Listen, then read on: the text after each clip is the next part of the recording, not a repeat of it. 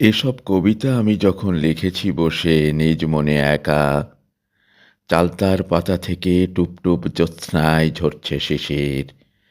কুয়াশায় স্থির হয়েছিল ম্লান ধানসিঁড়ি নদীটির তীর। বাদুড় আঁধারে ডানা মেলে হিম জ্যোৎস্নায় কাটিয়াছে রেখা আকাঙ্ক্ষার। কভু দ্বীপ আগলায়ে মনোরমা দিয়ে গেছে দেখা, সঙ্গে তার কবেকার মৌমাছির কিশোরীর ভিড়। আমের বউল দিল শীত রাতে, আনিল আতার হিম ক্ষীর। মলিন আলোয় আমি তাহাদের দেখিলাম, এ কবিতা লেখা তাহাদের ম্লান চুল মনে করে। তাহাদের কড়ির মতন ধূসর হাতের রূপ মনে করে, তাহাদের হৃদয়ের তরে।